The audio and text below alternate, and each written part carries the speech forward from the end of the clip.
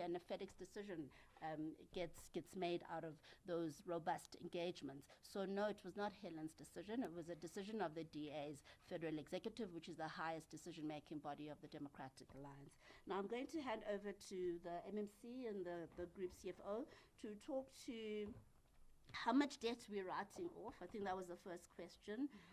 This allegation of a mall and an insurance company in Sandton whose debt we allegedly wrote off, I think we need to address that. What would constitute a crisis, GCFO? I think you can spell that out for us.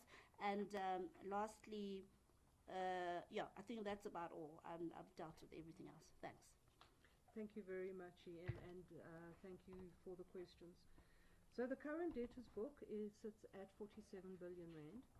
38 billion rand of that is in the 90-day plus bucket of money that is owing to the city.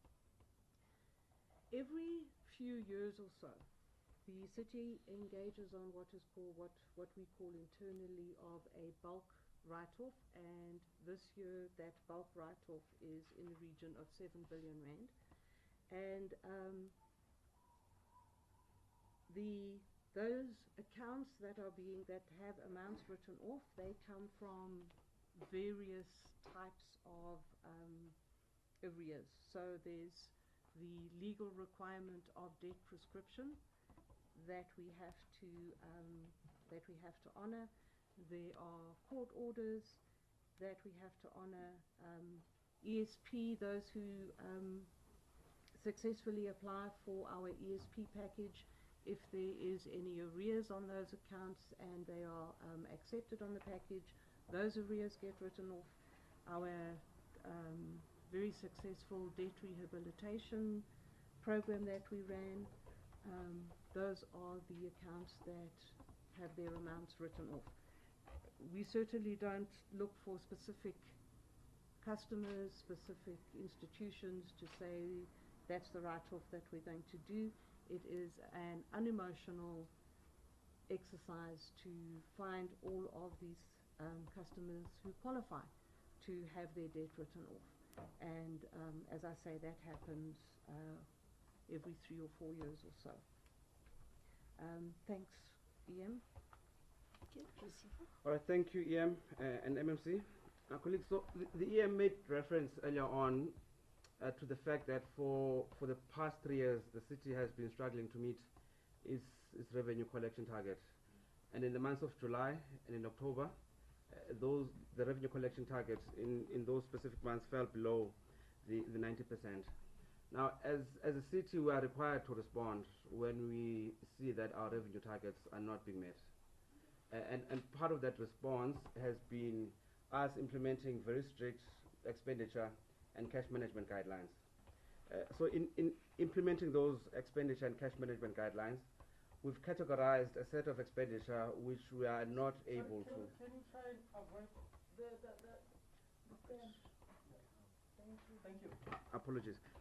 So in meeting those strict management guidelines, there's a set of expenditure that we have categorized as being non-negotiable. It has to be met.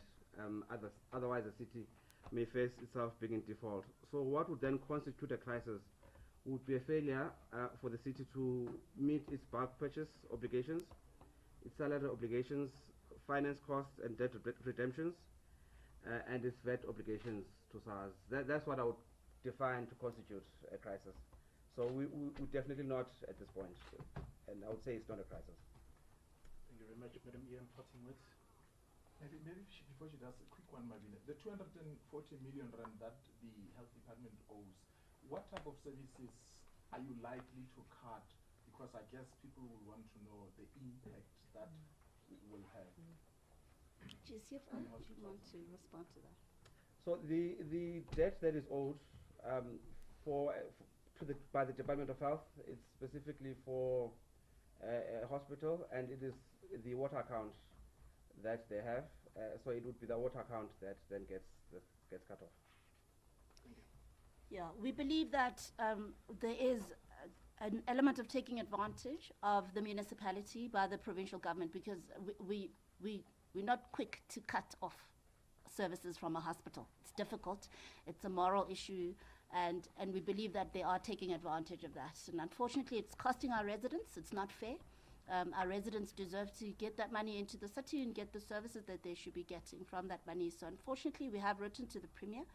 He has not responded. We will continue to reach out. But in the meantime, we've issued those termination notices, and if there's no movement, we'll unfortunately have to cut. My parting words are, thank you so much for your time. Thank you to all our residents, our ratepayers, all of you who take your responsibilities seriously and help us collect the money that we are collecting to keep the city going. To those of you who are not paying and who have capacity to pay, we hope that now you understand the importance of every rand. You are part of a team that's building the city, and we appeal to you to do the right thing.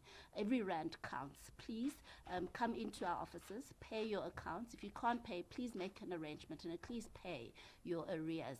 Every single rand counts. Now, to those of you who can't pay, we also have some programs for you. We've got the expanded social package. If you are indigent, please do register and make sure that you're accessing free basic water, free basic electricity, and other free basic services that you're eligible for as an indigent resident in the city of Johannesburg. We want to assure you the multi-party government remains committed to building the city. We've got a plan in place. We've got a capable MMC for finance and a GCFO at the helm, making sure that your finances are well taken care of. We continue to fight corruption, making sure that every rand is spent on you where it should be spent. We're committed to you. We're confident today we will defeat the motion of no confidence. We will secure the 2 billion rand DBSA loan. We will render services for you, and we will see you to the end of this term, building and repairing our city. We count on your support, and we thank you.